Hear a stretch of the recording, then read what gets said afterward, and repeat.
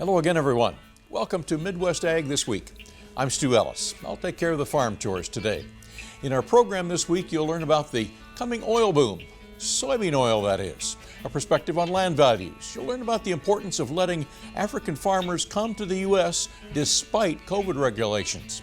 And we'll prevent some headaches in your farm machine shed next spring. All that and much more starting right now.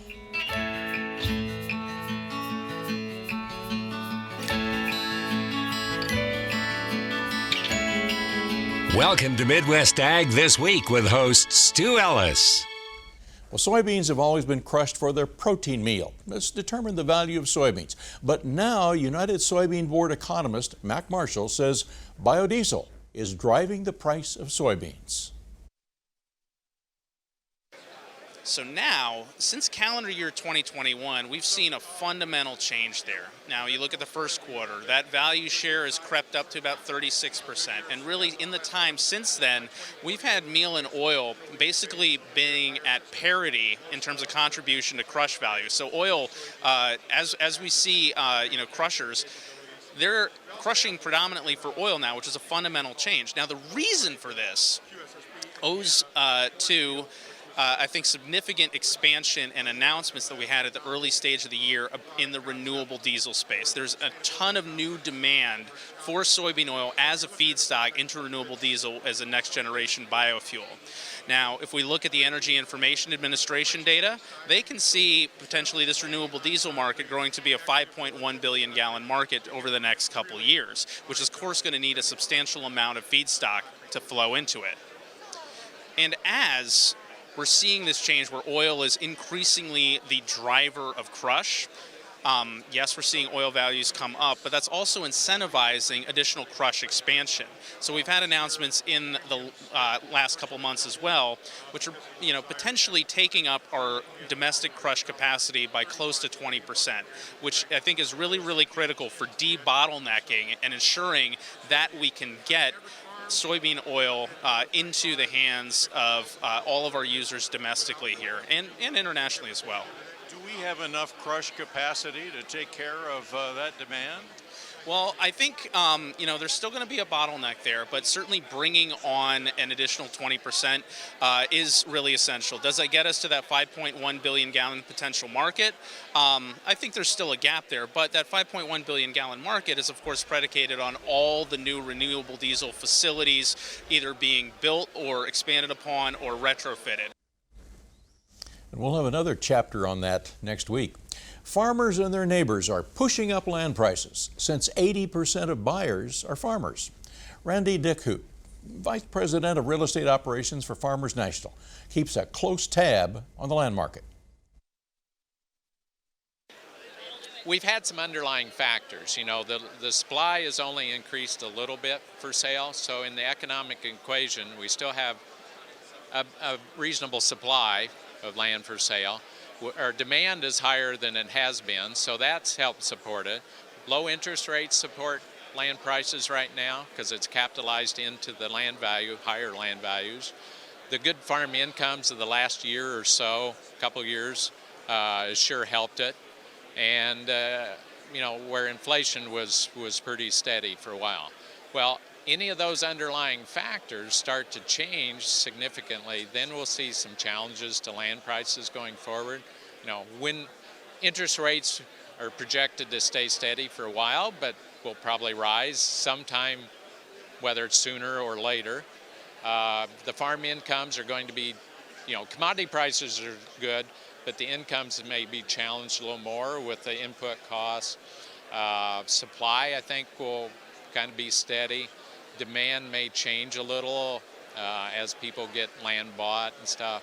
But I think land prices over the next 6 months or into 22 will be steady to firm, maybe a little bit higher because we've seen that this fall. But then I think you'd be kind of cautious after that, depending on what happens. He says competitive bidding will result in the highest prices. We're seeing, only online bidding like eBay. We're seeing simulcast auctions, what we call them, where they're online at the same time there's a public auction, so it's broadcast, so the online person can see the bidding and the auctioneer, and the in-person can see the bidding that's coming from online. So it's very transparent. We have written bids, for sale bids. So if somebody wants to sell today and get the best price, they need to be using some type of competitive bidding. Well, how was the weather in your neck of the woods? Farmers had some challenges at times this year. For an overview, we went to the person who kept track of it all, standing beside all of his weather instruments at the Illinois State Water Survey. On our weather segment today, we're honored to have Trent Ford. Trent's the Illinois State climatologist, works for the Illinois State Water Survey.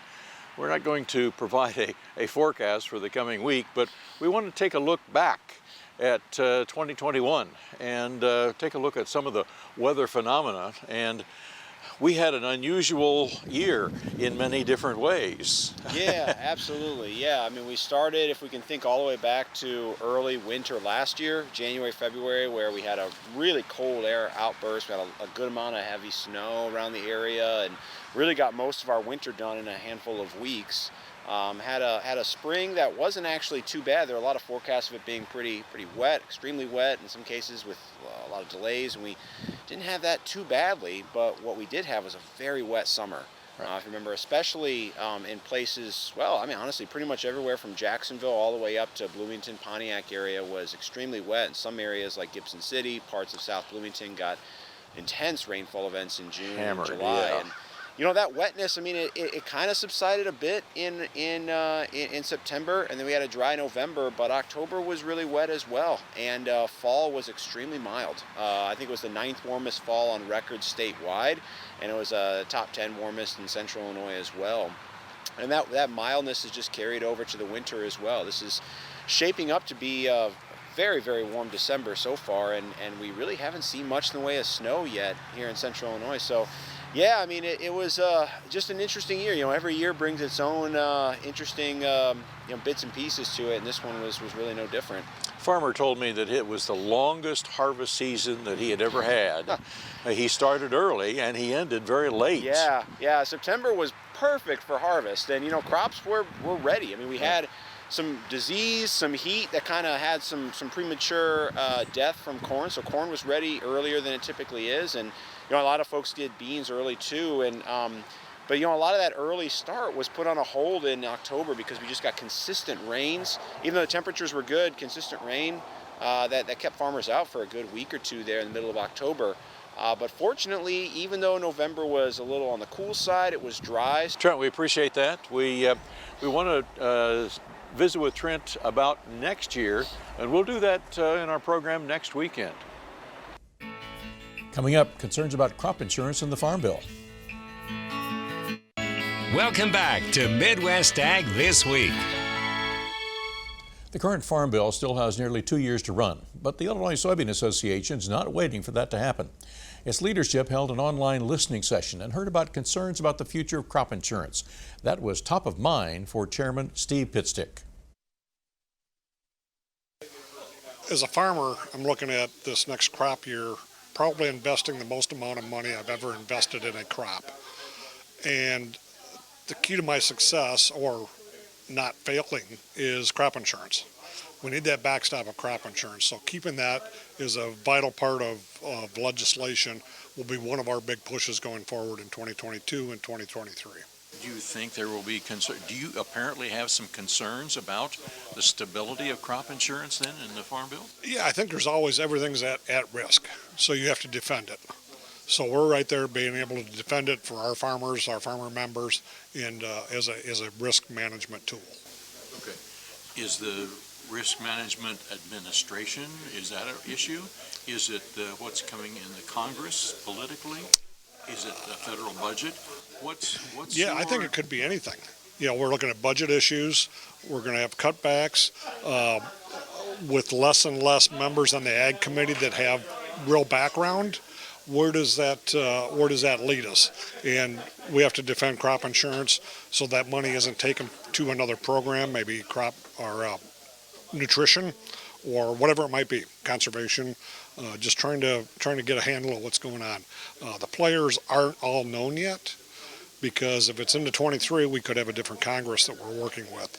So we could do a lot of work here in the next 6, 9, 10 months and then have it change when we go into 23. So it's a little bit of an audible as we're going forward, but we'll get it figured out. Do you think Republicans or Democrats, one or the other, are more friendly to crop insurance than the other party?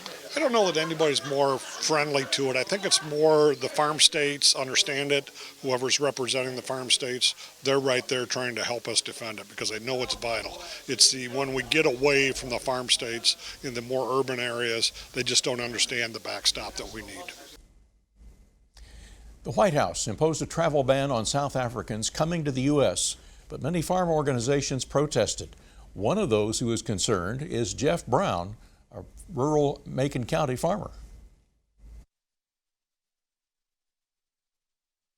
Well, it's so hard to find people that want to work the hours that we work on the farm and do the jobs that we have to do, which is a variety of jobs, but we just can't seem to find anybody that wants to put in those kind of hours and do the jobs that we need done.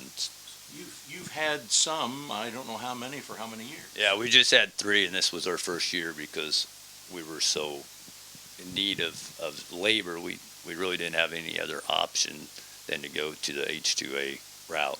Okay. And what do they do for you? Well, they do anything. I mean, we train them to do the jobs we want. So whether it's drive a combine, drive a grain cart, mow, trim, work on equipment, clean equipment, but basically all jobs that I would do, they do. We just work together as a team, and then that way we kind of watch them, train them, supervise them, and help them be successful for us and successful for their or for themselves as well. And then they'll go home in December, and then they'll come back in March. What will you take back home that you would implement down there? I've learned strip till a little of the equipment. The equipment is way advanced as our equipment is. So we got a lack of that back in South Africa. So it's quite a privilege to learn everything here. But there's not much that we'll be able to take back because we can't afford the equipment on our side. So yeah, it's the way they farm here. It's a little bit different to us. They are very precise here. They don't cut corners. We will take a little bit of shortcut, and it's to the point. You have to be 100%. Yeah. Their number one focus is to work. So they run 70, 80 hours a week, all average for 9 months. Well, it'd take 2 American workers to make up for that if you could find them. La Nina has devastated the corn and soybean crops in southern Brazil. Providing a crop update from that area is Joanna Calusi, an ag economics student at the University of Illinois, who says it's not rained since the 1st of December when she returned back home to Brazil. The worst situation for corn is in the northwest of Rio Grande do Sul, as you can see in the images. I took this image on December 19. The region is one of the leading agriculture areas in the Rio Grande do Sul, and the losses in the corn fields are around 50%. Since late October, the first corn crop areas have faced hot and dry conditions in parts of Rio Grande do Sul. Right now, the estimate is that about 50% of the state's corn area is at the risk because of the drought. There is a concern also regarding the soybeans, that despite being more resistant than corn, it also needs rain. The situation is not good for soybeans, for example, in the West Paraná state, another important region for agriculture in Brazil. And the forecasts show more dryness in the second half of December and January. Therefore, yields could fall further. So we will see in the next couple of the weeks about the conditions of the weather. Good crops in the rest of the country may overcome the shortfall. However, conditions in central and northern Brazil continue to be excellent and may overcome the poor conditions in the south.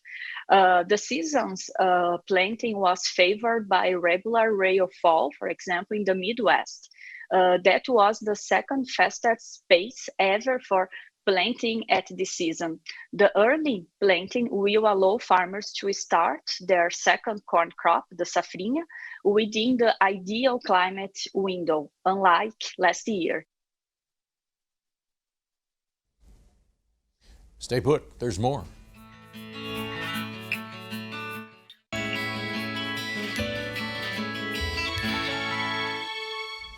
What kind of a farmer are you? Profit-driven? Yes. Conservation-minded? Probably. Livestock-oriented? Maybe, maybe not. Sustainable? Probably striving to be every day. But regenerative? Well, your response is, what does that mean? Let's find out what you know and what you should know from the University of Illinois College of Aces. I've got a question for you. What is regenerative agriculture?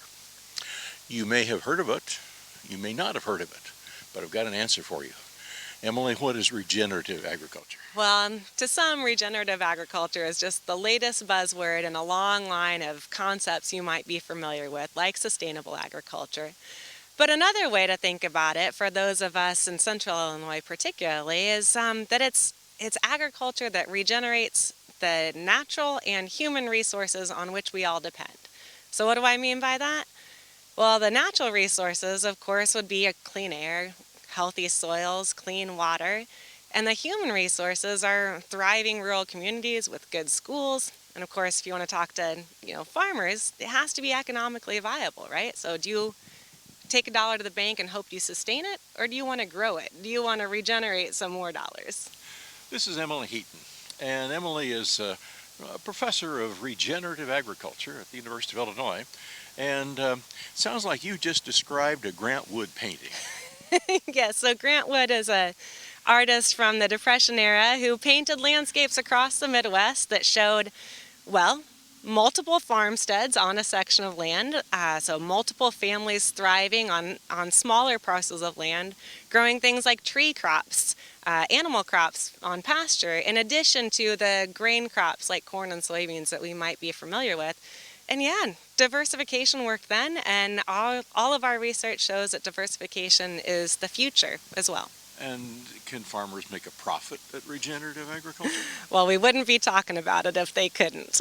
Okay. Yes, that's one of the most exciting aspects of regenerative agriculture is it diversifies the farmer's portfolio. So just like any investment, having diverse options available to you makes those portfolios more robust, right? And gives you more opportunity to get return on your investment. So with regenerative ag, we're talking about opportunities to not only sell your grain, but also to connect that grain, for example, with meat markets more deeply than they are today, as well as with value associated with cleaning air, building soil, and cleaning water. Okay. We have just opened up a big door for a lot of people, and we're going to be opening up that door periodically. Coming up, Shop Talk.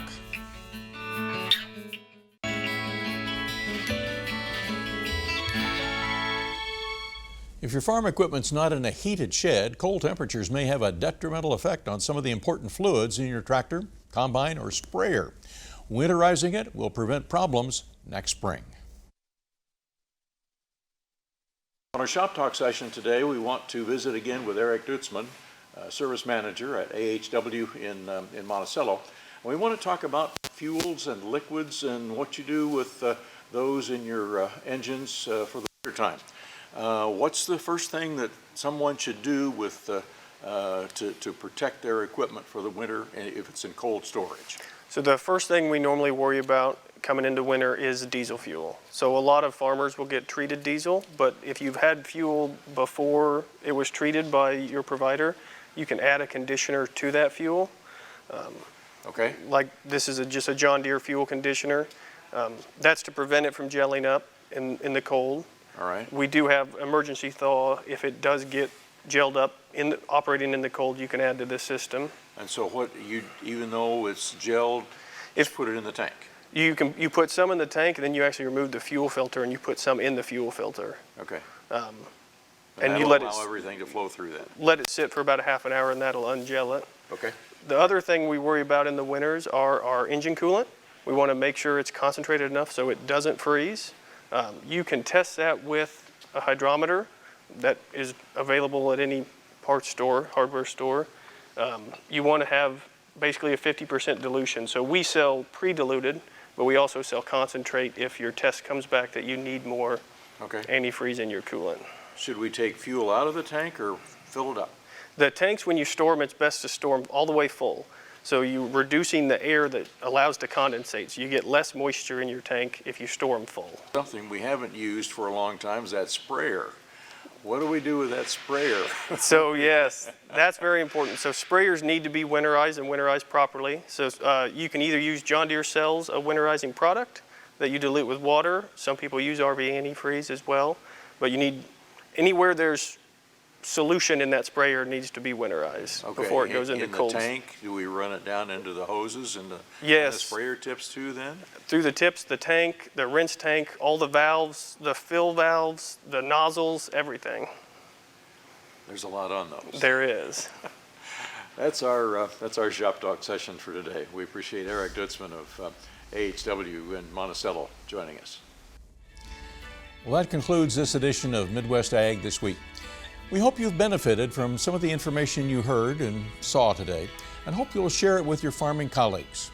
On behalf of the Midwest Ag This Week team, we invite you to join us again this time next week.